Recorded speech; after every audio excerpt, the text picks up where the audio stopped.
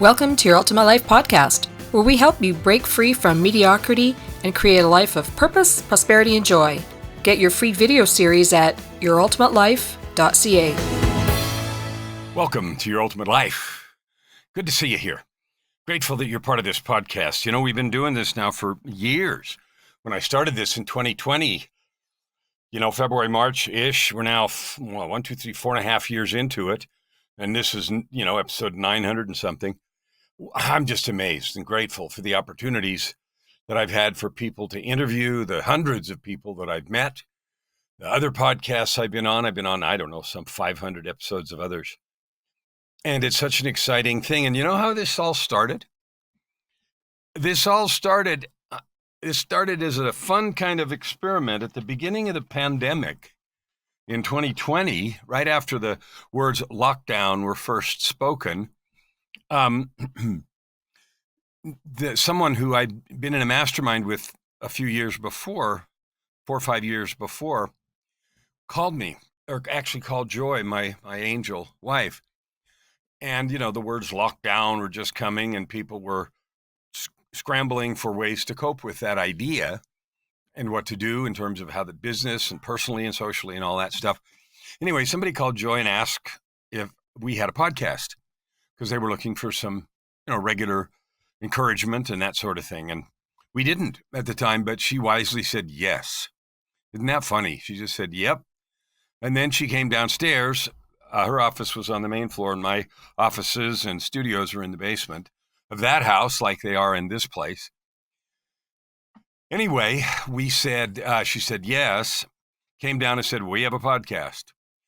So I started thinking about what is it that would be of service? Because, podcasters don't get paid and you can monetize a podcast. And if you're a podcaster and you want to know how to do that, talk to me because I figured it out. And there's lots of people that will tell you how to do it different ways. But anyway, you can. But you don't charge for podcasts. They're free on all the download services, as they should be, and that's fun. So I started thinking, what can I do that would make a difference for people, that would bring them joy and, encouragement in these now scary and unknown troubled times, which are now several years in the rearview mirror. And, the fallout and the long tail from that is continuing, just like long tail COVID. The long tail effects of the pandemic are reverberating through the world and, all kinds of noise and conspiracy, etc. I'm not going to get into any of that. These events happened. And, I remember going out for a drive. I don't know if we were going somewhere or just going out in the days after the lockdown first started. And gas prices were cut in half because no one was traveling. So gasoline for your car just plummeted like to nearly 50 to 60% of what it was literally 2 to 3 weeks before. Streets were empty, shops were closed, and everything felt like kind of a scene from a post-apocalyptic movie, except there were no broken windows and broken cars on the street and that kind of thing. And it was just amazing, right? We drove around and we did it more than once. And it was just incredible. Our church was closed. And after a month or 2 or 3 or 4, we figured out how to do online services. And so we started doing that. And you guys all had the same experience with whatever you did. Anyway, as I thought about what I might do, I came up with the notion that I've continued now for these 4.5 years, which is Your Ultimate Life. What is that? Creating that at the beginning of the pandemic when all this scary stuff was happening was interesting. Because here's what the genesis was. This external stuff is happening. It is. And there wasn't a lot that I could do. I could participate in shots or not. I could write protests or agree, whatever my political persuasions were. The fact is, everything had changed. And, I saw articles about being able to see mountaintops, some mountains in India that hadn't been visible for years, maybe decades, because the air was so clear, because factories were shut down, pollution went way down, the air got clear, and you read and saw all those things also. And so I thought, what can I do? What can I do to make a difference. And so I thought of the idea of ultimate life, and here's why. You create your life.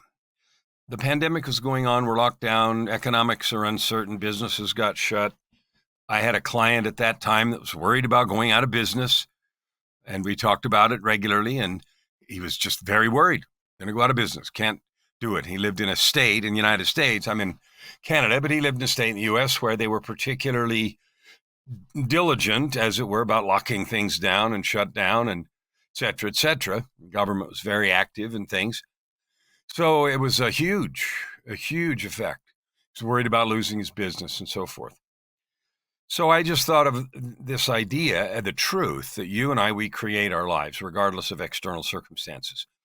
And so the ultimate life, your ultimate life, was born out of that feeling and wanting to reassure you and me and all of us that you can have a life of purpose, a life of prosperity, and a life of joy. Purpose, prosperity, and joy were the three words I settled on.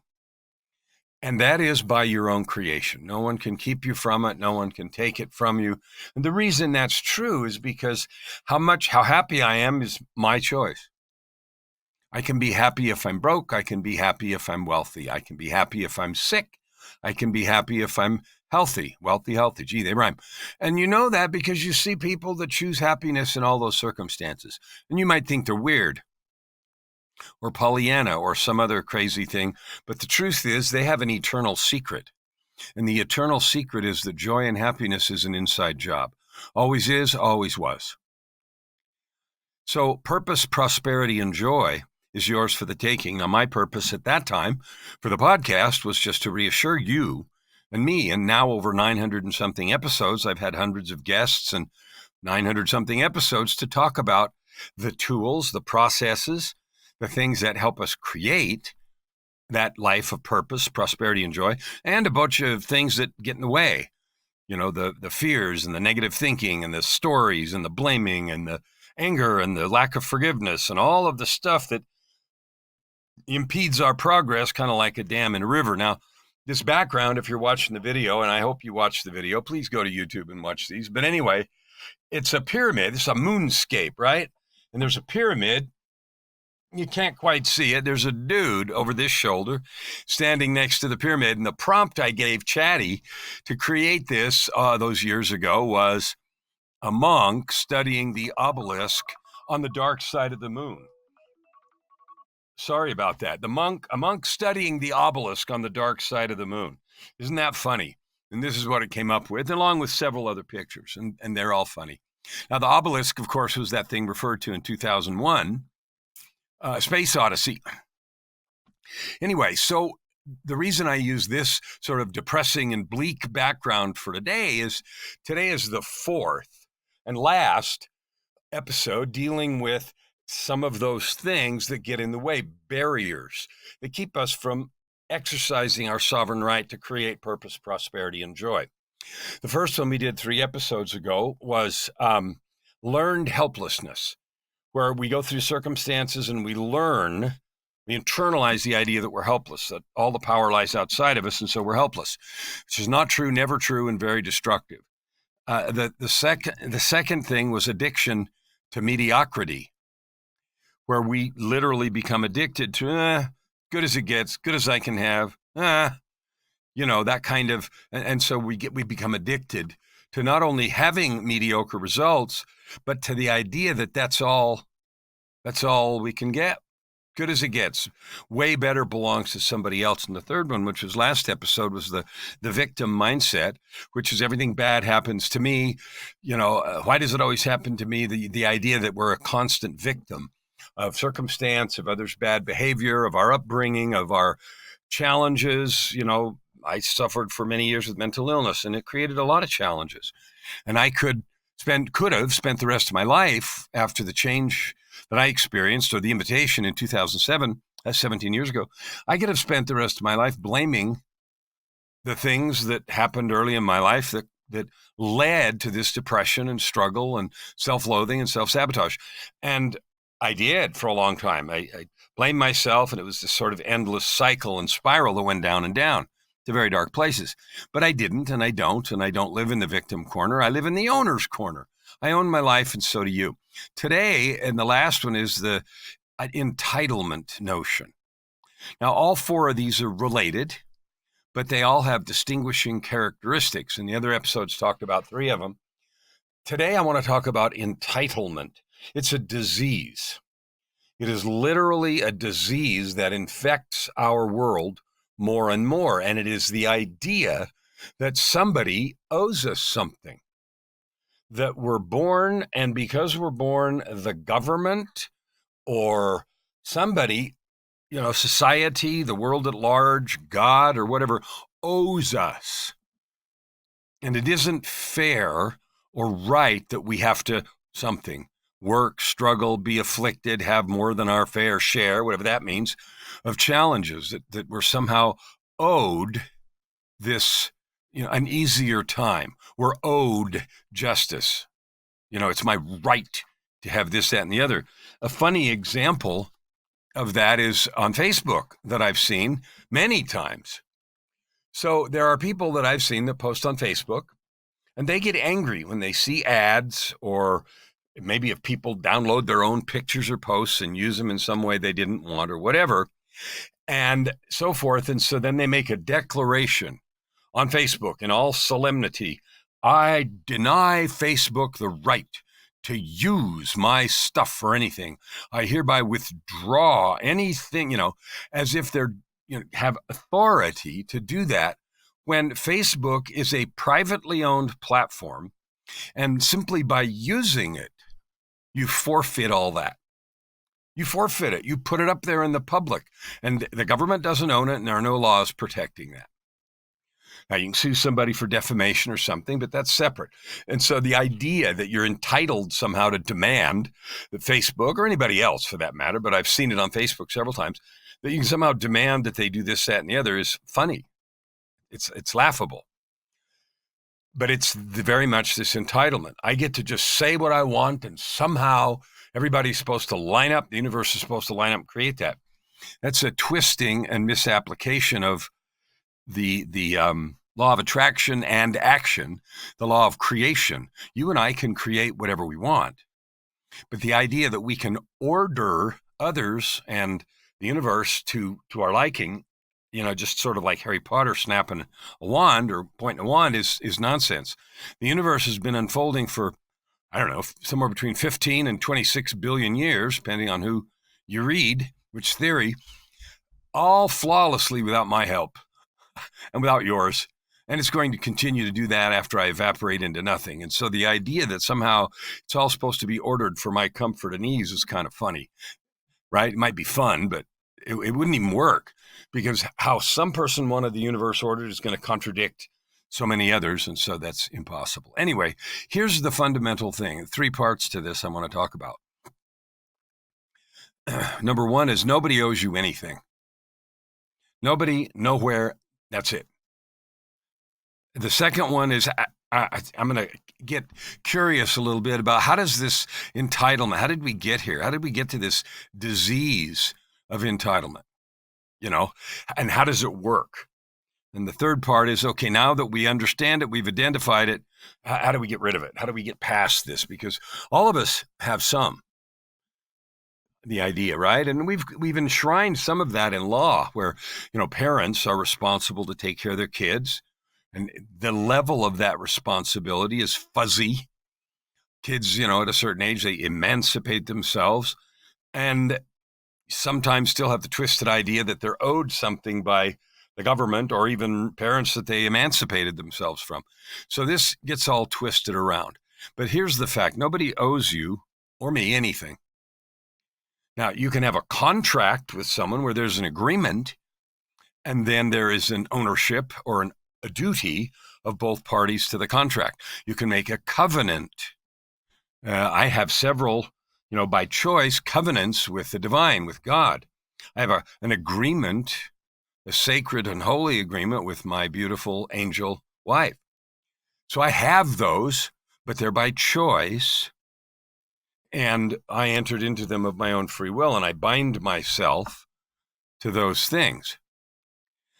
Even when there's a contract, and I've been involved in many cases where there is a contract, And then one party suddenly claims the other party breached the contract, refuses to abide by it, and then there's ensuing arbitration and sometimes litigation to settle that. Well, you said, I said, no, you broke. And then you go to some kind of judge and jury. But anyway, even after there's a judgment, the enforcement is complicated. We're not going to talk about that. What we're talking about is this internal sense that fairness should prevail and that I get to decide what's fair.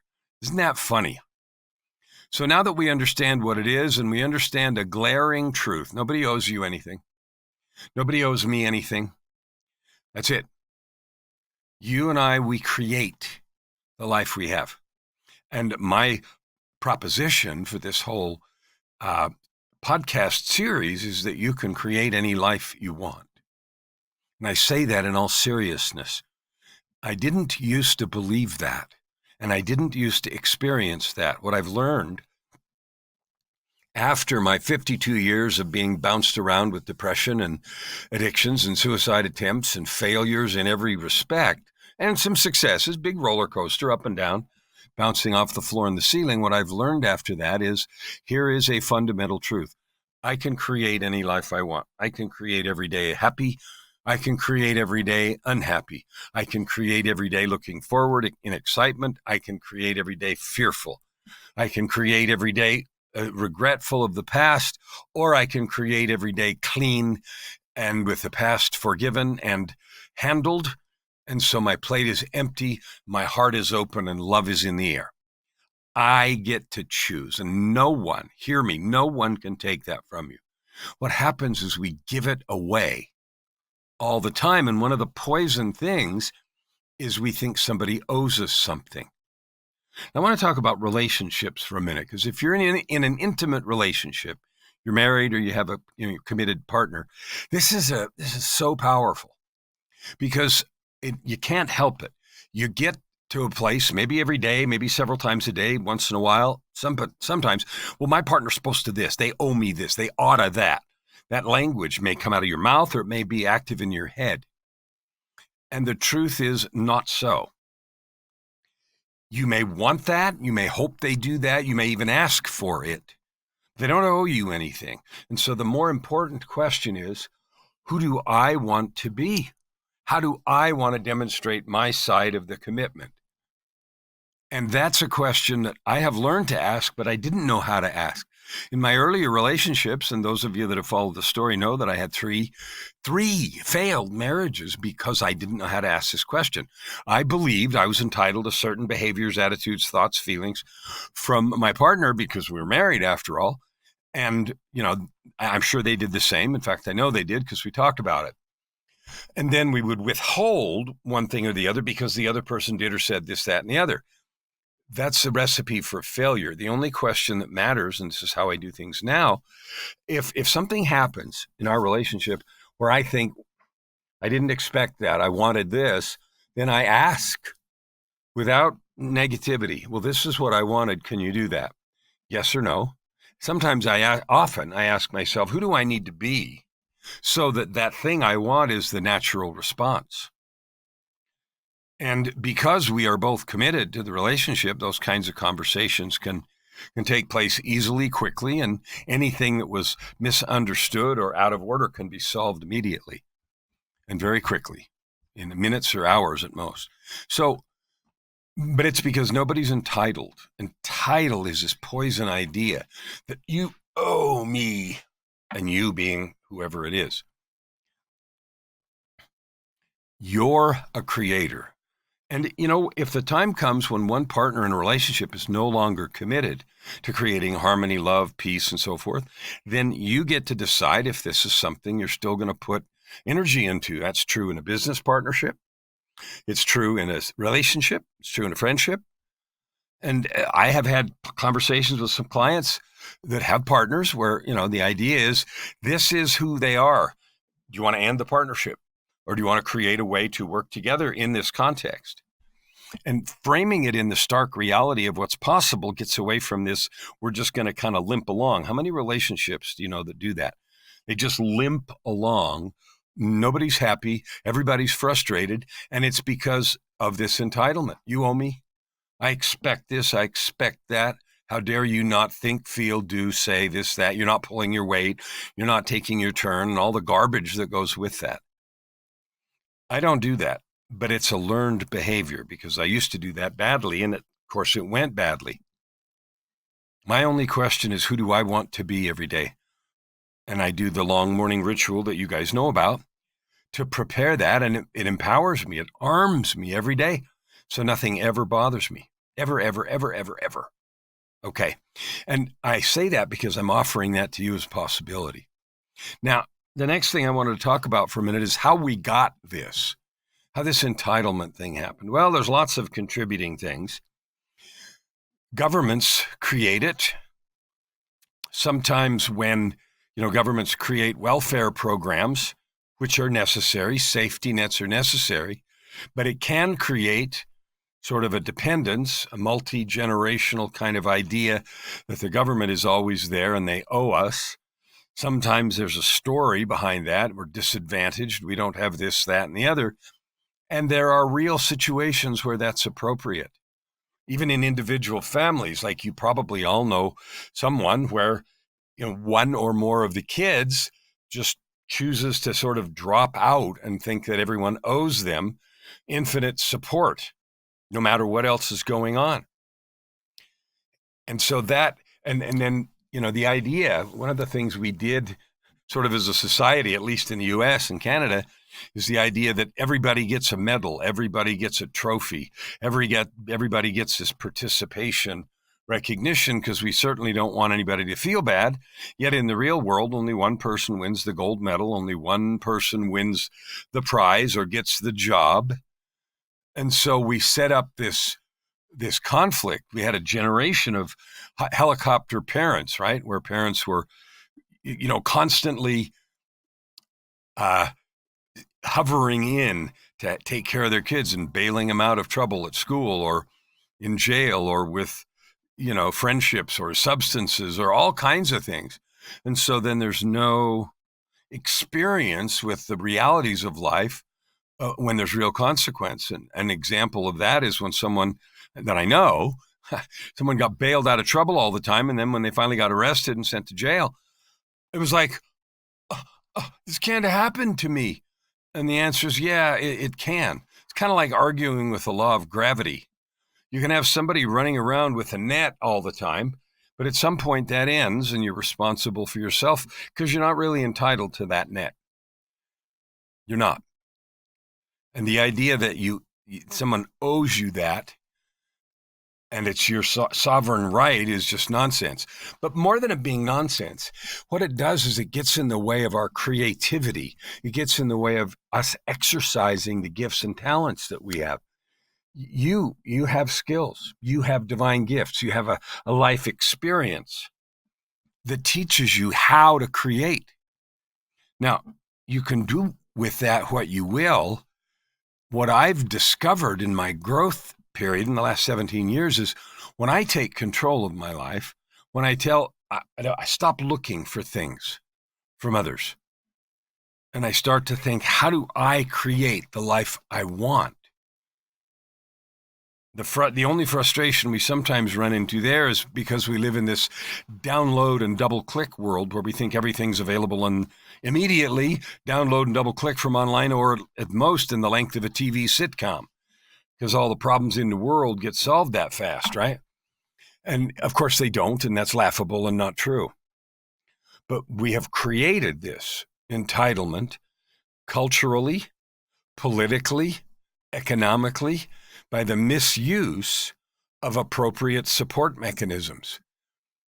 And what I mean by that is there are times when everyone needs support. But there is also a huge need to move from support to self-sustenance, to self-governing, to creating power and independence. And here's why. In a place of entitlement, you're never going to have your ultimate life. You're never, this is a bold claim and you can disagree and I don't care. You're never going to have true purpose, prosperity, and joy with a sense of entitlement. It's just as poison There's a victim mindset or addiction to mediocrity or learned helplessness. It is poison because it puts the locus of responsibility outside of me.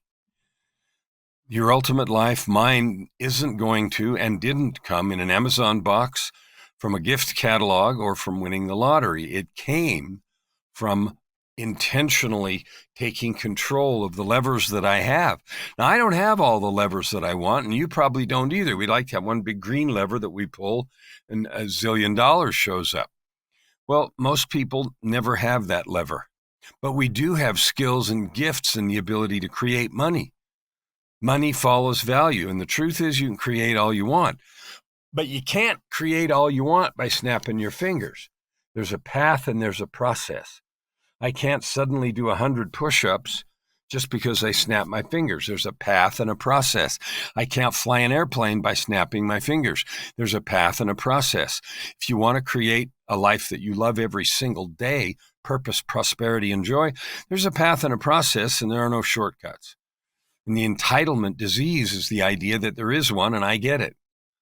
There isn't one, first of all, and I don't get it. There was a story about a king when someone was creating the geometry, and the king said to, I think it was Euclid, teach me this geometry, show me this. And he said, the answer was, there's no royal road to geometry, meaning you got to study and you got to get the principles and you got to figure it out. Well, that's true with anything valuable. So examine your own thoughts and feelings. Is the idea of entitlement keeping you prisoner? Because the idea that, somebody, something, some mechanism owes you something is a prison. Because you then abdicate your own right to control and create. You're living in expectation of somebody fulfilling their obligation to give you the things that you're entitled to. I'll tell you what you're entitled to. You're entitled to create your life, and you are creating it.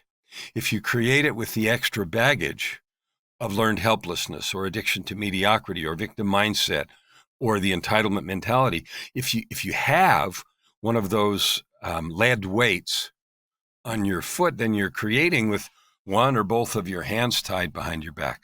So you are entitled to create your life. You are entitled to create your mindset. You are entitled to create your joy.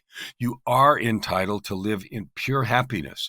You are entitled to love and serve all those around you, whether they like it or want it or accept it or understand it or not. You are entitled to add good to the world. And you notice that all of those things sit with you. No one has to give you permission to love them. No one has to give you permission to love yourself, except you. All of the elements, and this is the key, all of the elements necessary to create happiness, to live in purpose, prosperity, and joy. And every time I say those 3 words, I hope you substitute your own. You have them all. So I want to issue you 3 invitations. Number 1, there's a website on the page, www.yourultimatelife.ca. And there's some powerful tools there, 5 master keys to your ultimate life. I invite you to go there and get that. There's no money involved, and you don't have to use a credit card. If you want to exercise those keys and open the treasures they create, there's work involved. There's change involved. There's no entitlement to the growth. There is an entitlement to the process because the process is within you. So that's the first invitation. Go get that free stuff. The second one is I would invite you, please, to share the podcast, to share the ideas of your ultimate life with others. You'll be a hero, a heroine. You'll be a wonderful person by giving someone else the tools they need to create happiness every single day. The third thing is I would invite you to connect.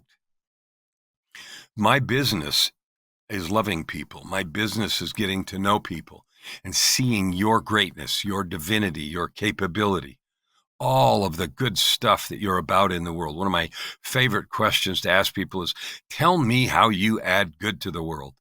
And it's kind of an off-the-wall question, but I love often, not all the time, but nearly always, people they're a little bit surprised by the question, and then they laugh a little and they dive in and they're free to talk about the intent and the love and the kindness and the focus and the ways that they are about helping people, which is the phrase I hear most often. I love that. So go get your free stuff. I invite you to get a hold of me if you want to, so that I can serve you, so that I can help you create a life of purpose, prosperity, and joy. I can help you find the gifts that you have that will make the most impact, be the most fun, and make the most money, of course, because they're the most valuable thing you have to offer. These things are really true. This is not just a bunch of mumbo jumbo. You're that powerful. You are. You may or may not know it. You may or may not have used it, but you are.